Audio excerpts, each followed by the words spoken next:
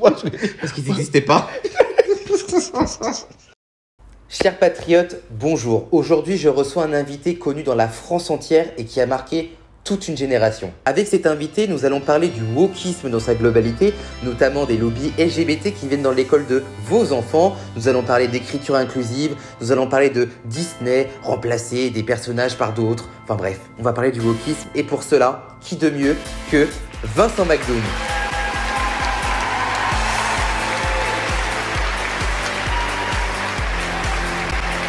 Influenceur Yohan Power. On est avec Yohan Power qui est... Yohan Power, vous êtes influenceur politique.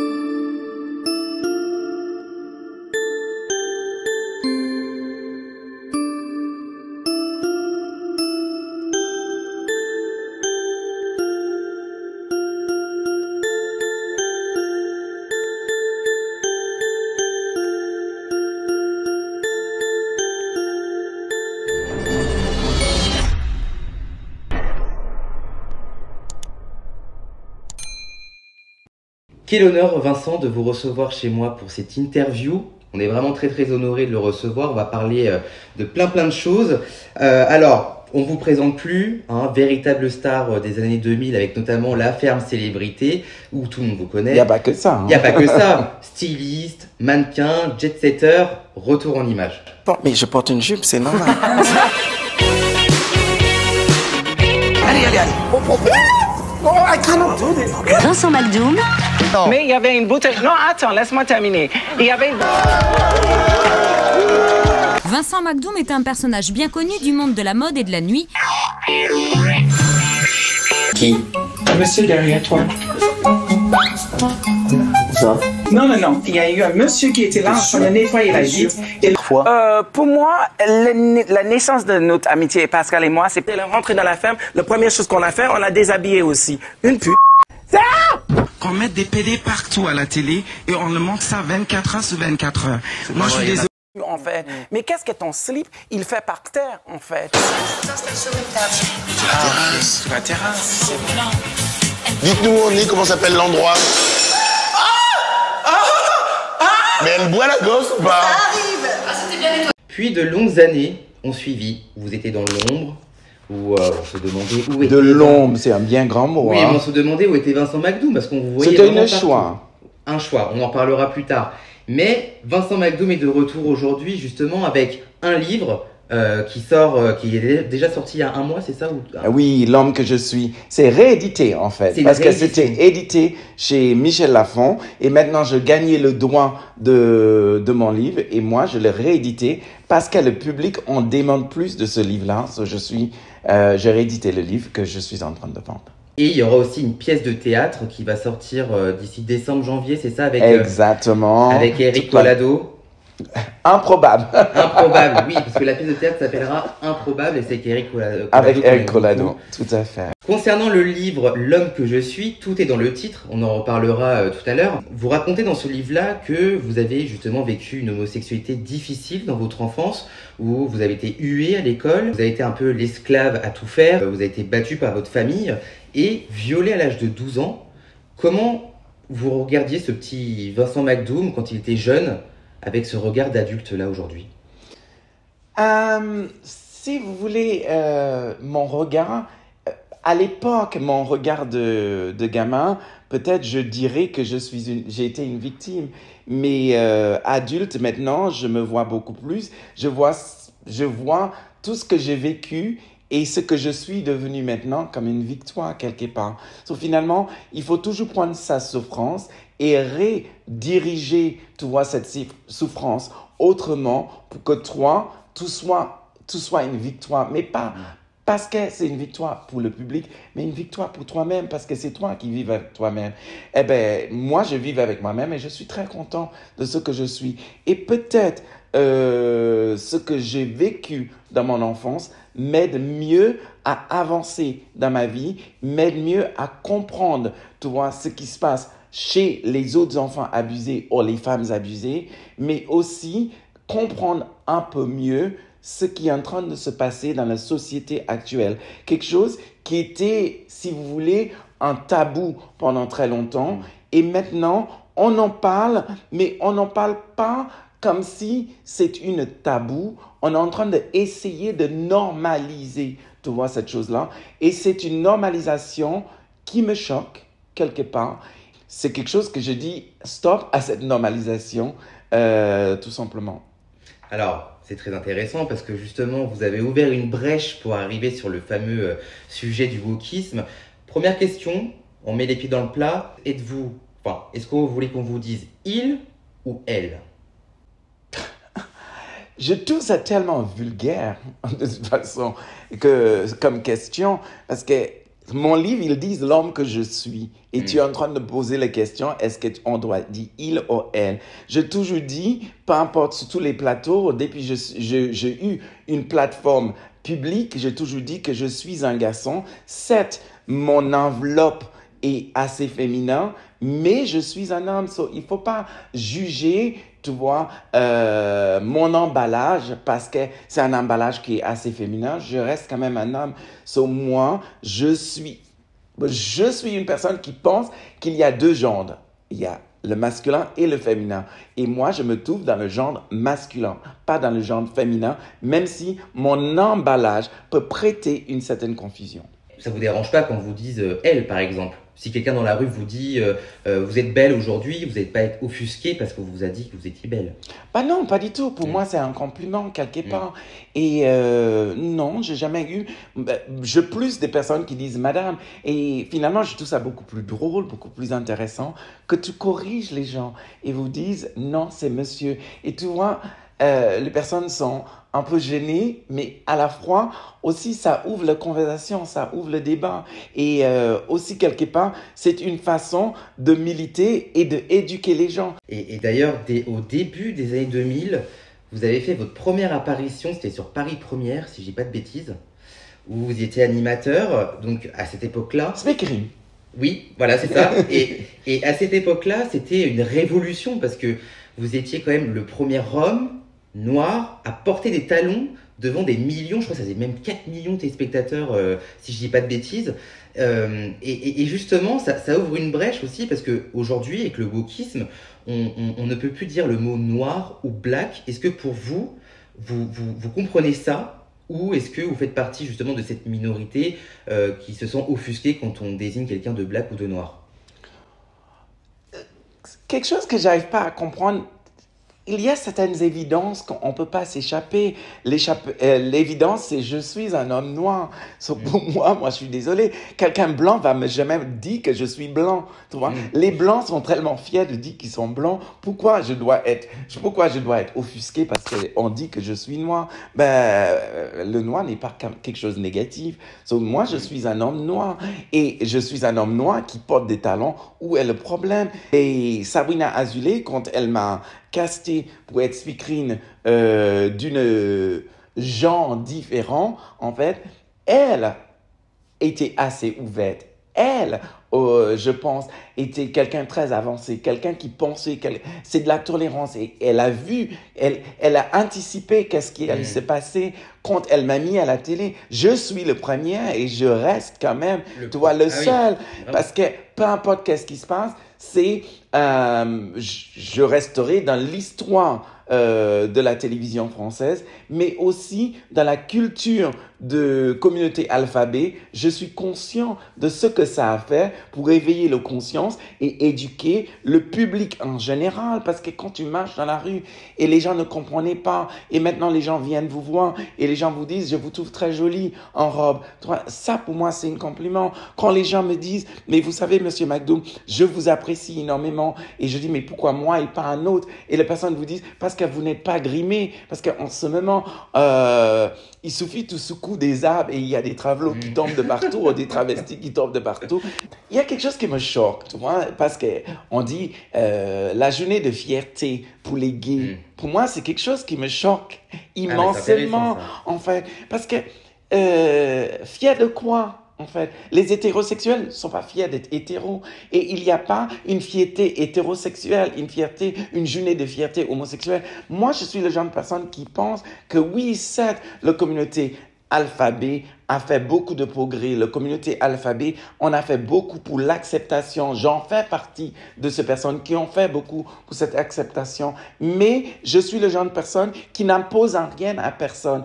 C'est pour là que je dis, l'éducation est nécessaire. Comment cette éducation est faite, c'est très important. Mais par contre, tant que nous avons ces drapeaux qu'on est en train de brandir chaque fois, on pense qu'on nous a fait du mal, on pense qu'on nous a insulté, on brandit cette drapeau. Tant que ce drapeau existe, tant que ce drapeau, on est en train de faire des manifestations comme le marche de fierté, j'ai l'impression qu'on n'a pas vraiment avancé. On n'a pas vraiment fait beaucoup de progrès, en fait, quelque part. Parce que ce que je suis en train de voir en ce moment, c'est par rapport à cette marche de fierté, en fait, ça devient plus une agression, tu vois. Et à cause de ça maintenant, je l'ai vu parce que je suis bien placé pour en savoir et je vois le monter en homophobie par rapport à ce qu'on voit ou ce qu'on impose aux gens vis-à-vis par rapport à cette marche de fierté. C'est dommage à dire, mais c'est la vérité. Et bien sûr, parce que c'est vrai qu'on impose notamment aux enfants, on en parlera tout à l'heure, mais même à travers les séries. Oui, il ne faut pas oublier ça. Il ne faut pas oublier parce que c'est très important, mais c'est vrai que tu l'as si bien dit tout à l'heure. En fait, le problème, c'est qu'on met des gens dans des cases. Tu es soit L, tu es soit G. Toi, tu dis alphabet, ça me fait rire. C'est la communauté alphabet. La communauté alphabet. En fait, cette communauté, moi, je ne peux plus dire LGBT parce que maintenant, tous les mois, il y a une nouvelle lettre qui s'ajoute sur moi. En fait, je ne sais pas. Et quelque part, je me trouve dans aucune de ces lettres-là. Ça veut dire que je ne fais partie de aucune de cette communauté, plusieurs communautés qui existent dans une grande communauté en fait. Et on le sait très très bien que le lettre T commence à être une vraie communauté gênante pour cette communauté alphabet en fait, parce qu'il y a Gay Against Groomers qui commence à se faire. C'est des choses, il faut qu'on parle de toute façon. Il y a eu une polémique il y a à peu près 2 mois de ça, où un homme transgenre s'est rendu chez un gynécologue pour faire un frottis ou je ne sais quoi, et il s'est vu refuser justement l'accès au cabinet. Est-ce que cela vous choque ou est-ce que le gynécologue aurait pu accepter ce patient-là, ou cette patiente plutôt? Cela me choque. Non, cela me choque pas. Si ce gynécologue il a fait ses études et lui, il se sent pas apte de faire le nécessaire sur cette personne parce qu'il n'a pas le savoir par rapport à ça. En fait, pas parce que quelqu'un a une apparence féminine, l'intérêt et l'intérieur n'est pas masculin en fait. Et lui, il est quand même gynécologue. Lui, il pouvait pas faire le nécessaire. Il a le droit. Je trouve que le monsieur, il fait son métier et par rapport à le métier qu'il fait, il a appris comment traiter les femmes. Il a quelqu'un en face de lui que lui, il n'a pas appris encore. Tu vois comment ça marche. Tu vois, à l'intérieur de cette carapace, il a le droit de refuser. Ça ne me choque pas du tout. En fait, c'est surtout qu'il n'y a rien à voir. Parce qu'il n'y a pas d'ovaire, il n'y a pas d'utérus. Enfin, pour moi, c'est plus de la provocation qu'autre chose. Exactement ça. La personne n'a pas d'utérus, la personne n'a pas d'ovaire. Il a le droit de refuser. Il n'y a rien de transphobe là-dedans. De faire une polémique de quelque chose qui ne devait pas être, moi, je n'ai pas compris. Moi, je dis next. Très bien. Là, au moins, ça mérite d'être clair. Du coup, on va arriver sur les drag queens. Alors, on en a parlé un petit peu tout à l'heure. Mais là, on va s'attaquer plus particulièrement aux enfants, le cadre scolaire, où justement, les enfants aujourd'hui sont confrontés à des clubs de lecture de drag queens. Alors, il y a peut-être 8 mois de ça, j'avais fait une intervention dans une école où je me suis levé pour justement dénoncer C'était toi? C'était moi. Ah, ok. Parce que j'avais vu ça, en fait. Oui, c'était moi. Et il y a eu une altercation entre la personne qui faisait. Mais quand je regardais cette vidéo, moi, mais c'est quand même assez culotté. Mais face à ce fléau qu'est le wokisme, je me dis que ma tolérance, elle atteint ses limites.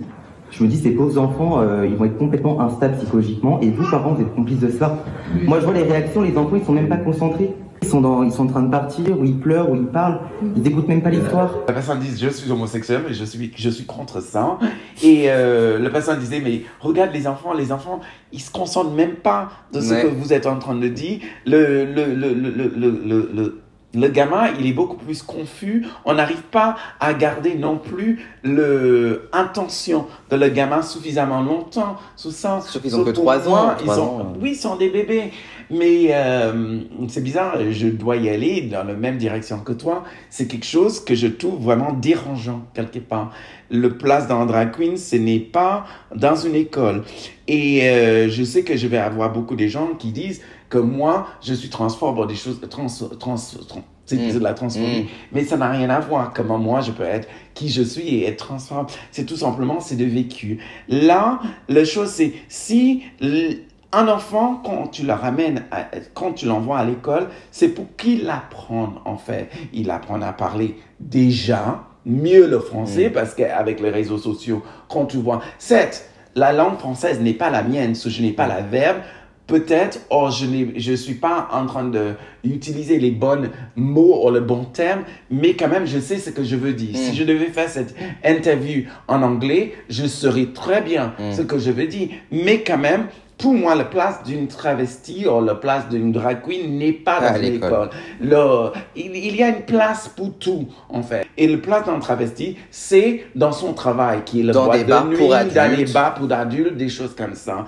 Eh ben, écoute, on dit que les enfants ne peuvent pas fumer, les enfants ne peuvent pas boire, ils ne peuvent pas conduire avant 18 ans et des choses comme ça. Et on impose certaines choses à des gamins. En fait, tant qu'à faire, ramène toute la classe dans le bar pendant le drag queen, il est en train de faire son show dans le bar parce que c'est la même chose qu'il est en train de faire à l'école. Parce que si eux, ils arrivent encore discrètement dans leur façon d'habiller, mais ils sont maquillés comme de voitures volées. Ils ont des shorts à ras le cul et des choses comme ça. Et les enfants se posent des questions. Pourquoi l'habiller comme ça, la dame ou monsieur? Exactement.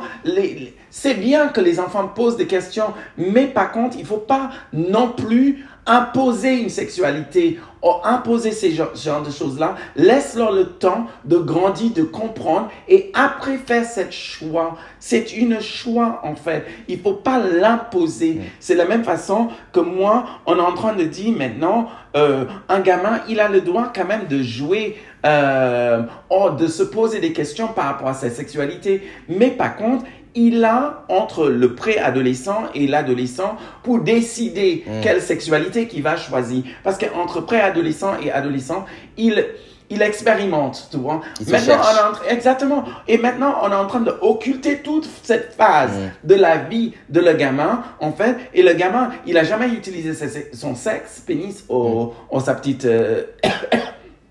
tu sais quoi? Ils sont tous. Eh ben, écoute, il n'a pas utilisé encore, mais en fait, parce qu'il pense que lui, il a envie d'être femme, eh bien, les parents ont le droit de faire ce changement et le gamin, il doit faire des opérations pour changer. Non, je pense... Ça d'ailleurs, c'est un problème. Ça d'ailleurs, c'est dramatique parce que par rapport aux opérations aux États-Unis aujourd'hui, c'est même traumatisant. Traumatisant parce qu'ils font des vaginoplasties sur des enfants de 7 ans.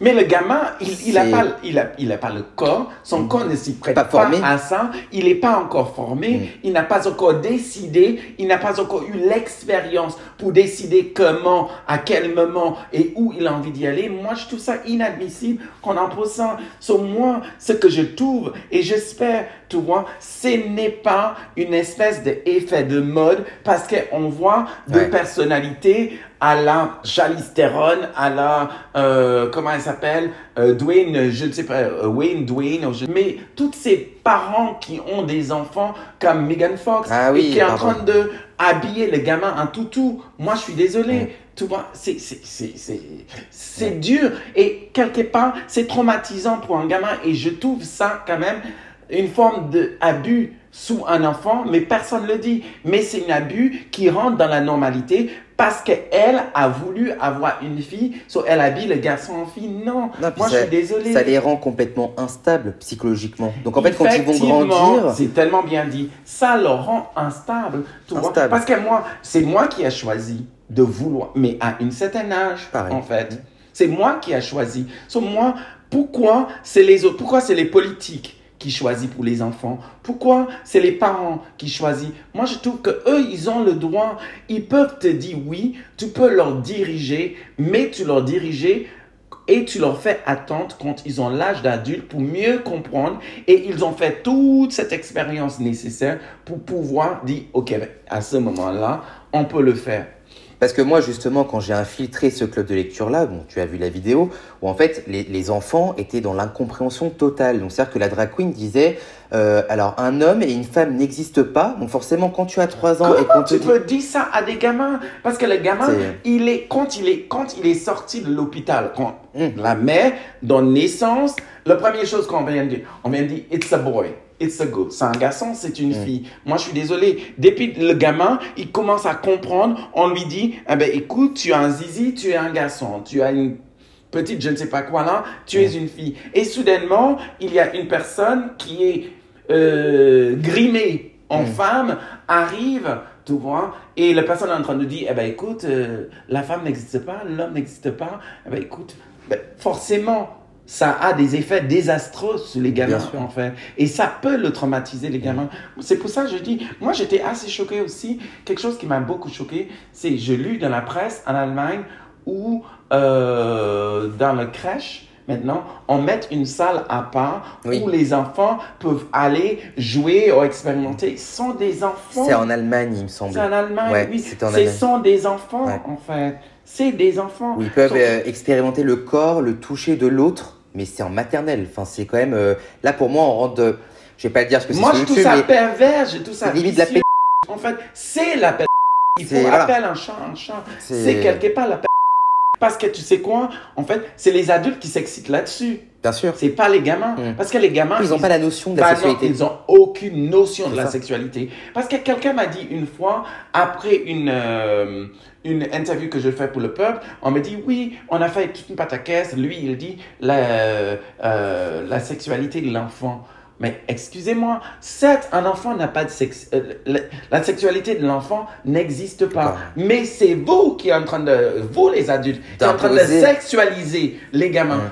Quand vous le sexualisez les gamins, forcément, il y a forcément une sexualité quelque part. En fait.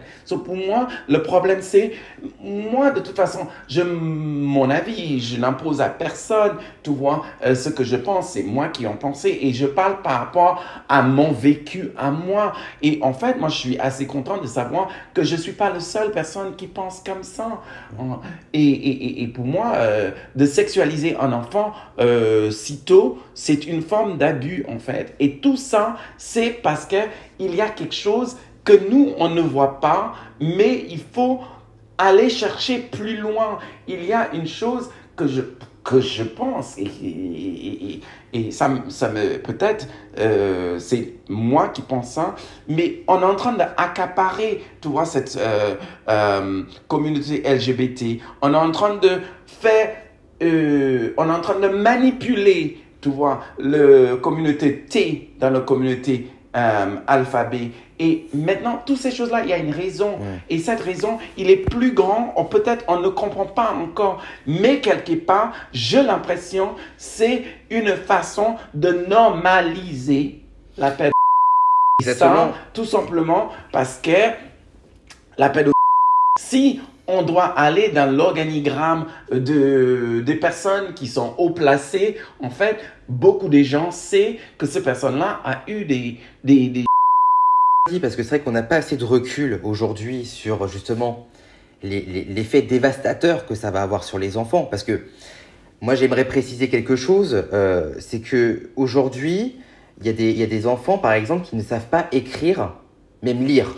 Et ça, c'est grave. Ils ont même 10-12 ans. Parce que là, vu qu'on est sur l'éducation... Ça, c'est grave. Donc là, on a parlé de... Concentrer là-dessus. C'est ça. C'est qu'en fait, on leur apprend la sexualité avant même de savoir compter, lire et écrire. Enfin, on se dit, il y a quand même un problème. C'est désastreux, moi, je suis d'accord. Et c'est là où, justement, on en a parlé en off, parce que Vincent McDoux ne savait pas ce que c'était l'écriture inclusive.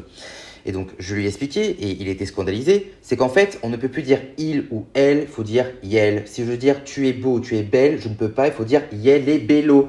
Mais vous vous rendez compte pour les enfants, enfin, déjà, ils savent mal écrire. Déjà, ils utilisent, tu vois, tous ces réseaux sociaux qui sont désastreux, quand en fait, parce que c'est mal utilisé aussi, et on est en train de leur imposer des mots encore qui est en plus de ce que eux ils connaissent. Déjà qu'un français c'est compliqué, c'est une langue qui est très très belle et pas évidente. Je suis la prof, je dis tout le temps que c'est une jolie langue, mais quand même il faut vraiment beaucoup des années pour apprendre à mieux. À la perfection. Exactement. Et voilà. Même les Français ne parlent pas aussi bien. C'est vrai.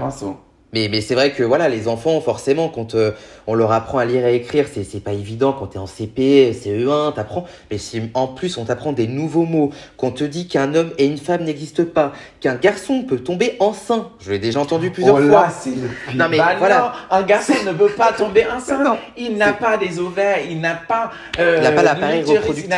Non, il n'en a pas. So, forcément, c'est parce que la personne qui a un aspect de garçon extérieur a toujours cet appareil reproductif féminin à l'intérieur. Et c'est pour ça, pour moi, je trouve ça met d'une ridicule, mais pas possible. Parce que j'ai vu sous le net aussi une chose qui est quand même assez choquant. C'est un mec qui est devenu une femme et une femme qui est devenue une mec. Je trouve ça beau. Déjà, ça, c'est pas un problème. Mais où ça corse et c'est où l'homme maintenant, il va avoir un enfant et l'homme tombe enceinte. Et la personne est en train de dire, oh, ma femme est tombée enceinte. Mais je trouve ça met d'une ridicule. Heureusement, le ridicule ne tue pas. Hein, mais il y aurait plein de morts. Vraiment, il y aurait plein de morts. Mais vraiment, il y a de quoi faire avec ça, en fait. Et maintenant, c'est en train de prendre tellement de place, tu vois, et ampleur. Mais en fait, c'est parce que la presse donne de parole à ces choses-là. Parce que quand tu vois le pourcentage de la société actuelle, tu vois, qui sont d'accord avec ça, ça n'a rien à voir avec ce que la presse nous dit, en fait. Rien. Exactement. Aujourd'hui, il y a Netflix, Disney... Et toute cette cancel culture qui essaie de remplacer nos personnages par d'autres personnages, notamment la petite sirène qui est devenue noire, le prochain Hercule qui va devenir noir, Blanche-Neige et les 7 nains, ou maintenant ça sera Blanche-Neige et les 7 êtres magiques parce qu'on ne peut plus dire nains. Qu'est-ce que tu penses de tout ça? Avant, toi tu parles de Netflix aussi. Il faut que je partage quelque chose avec vous. Quelque chose il faut aller absolument voir parce qu'on a parlé de l'effet désastreux que les réseaux sociaux peuvent avoir sur les gamins. Il y a un film que je regardais sur Netflix, mais il faut absolument le voir. C'est un film qui s'appelle « Derrière nos écrans fumés ». Et ça va vous aider à comprendre un peu mieux qu'est-ce qui se passe avec ces grandes big conglomerates de réseaux sociaux. Et là, pour Netflix et Disney, c'est ça. Hein? En fait, c'est un peu dommage de déformer quelque chose que nous, on connaît depuis on était gamin, en fait. Et non seulement on est en train de le déformer, on est en train de créer une espèce de... En fait, on est en train de faire quelque chose qui ne devait pas être, en fait. On est en train de créer des cases. Et moi, ces problèmes de cases m'a toujours gêné, en fait. On a besoin, le case, comme quelque chose qui a fait beaucoup parler, quand je disais, il faut absolument arrêter avec les cases. Et je parlais de Harry Roselmack, en fait. Harry Roselmack, lui, il a tout simplement rempli une case parce que c'était une année politique. Et il fallait absolument récupérer, tu vois, les votes noirs de la communauté noire. Et on a donné à Harry Roselmack une place en tant que présentateur de télé. Or, on ne lui a pas donné sous le mérite parce que lui, il est aussi professionnel. C'est dommage, on n'a pas vu le côté professionnel de ce monsieur-là. On lui a donné tout simplement parce qu'il était noir. Or, il y a eu d'autres personnes qui étaient également professionnels qui auraient pu l'avoir. Et moi, c'est ce que Netflix et Disney est en train de faire, en fait. On est en train de créer. So, maintenant, il y a ces choses-là. Il faut un quota. Il faut... écoute, il faut appeler un chat. Et moi, je ne suis pas grossophobe, loin de là. Mais il faut le quota des gros. C'est important. C'est le quota des travelots, quotas des noirs, le quota de ci, tu vois. Et ça, je trouve ça choquant. En fait. On s'en met 7 noms qui ne travaillent pas. Ça, non mais c'est surtout, Vincent, mais c'est surtout qu'en fait, ça fait plus de 50 ans que Blanche-Neige et 7 nains existent. Pendant 50 ans, Mais tu sais ce qui est horrible, dingue. c'est les personnes qui nous ont imposé ces choses-là, c'est les personnes qui ont envie d'enlever ces choses-là. Pourquoi l'avoir imposé au début? Parce qu'ils n'existaient pas. Parce que je suis pas nain, je peux pas être magique. Et là, j'ai un problème avec ça, oui. C'est la seule chose. Mais... En tout cas, merci Vincent, ce fut un énorme plaisir de t'avoir chez moi justement pour parler du wokisme, de ton livre aussi. Oui, L'homme que je suis. L'homme que je suis, livre très intéressant, allez l'acheter. Il dévoile des choses mais vraiment incroyables en parlant justement de son enfance, de ce qu'il est devenu aujourd'hui, de sa relation avec les femmes et la mode. Et vraiment, c'est hyper intéressant. Parce que dans ma vie, chaque fois quelque chose important m'est arrivé, chaque nouvelle étape de ma vie, c'était quelque chose qui était instigé ou c'est quelque chose qui est venu par rapport à une femme. Et cet respect pour les femmes que j'ai, cet amour pour les femmes que j'ai, eh ben si moi, je suis en femme ou habillée en femme aujourd'hui, c'est pour montrer aux femmes tout simplement que tu peux être féminin, tu peux être femme, mais même si tu dois battre dans un monde masculin parce que tu demandes d'avoir le même salaire, mais tu n'as pas besoin de se battre avec un homme, en fait. Tu peux être un égal avec lui, exactement, mais tu peux rester féminin. Et c'est pas parce que tu portes un pantalon, eh ben, écoute, tu vas avoir plus ou tu vas avoir moins, en fait. Il y a un moment, il faut arrêter. Et si ça redonne les femmes envie d'être femmes, tant mieux. Mais je ne suis pas en train de mimiquer une femme, je ne cherche pas. Je ne suis pas en train de grimer une femme, je ne cherche pas. Je cherche tout simplement à cacher ma nudité d'une manière très fashion possible, le plus fashion possible. Et voilà, quoi, c'est tout simplement ça. Mais toutes ces choses-là, j'explique dans mon livre. Et j'ai réédité le livre parce que beaucoup de gens ont demandé.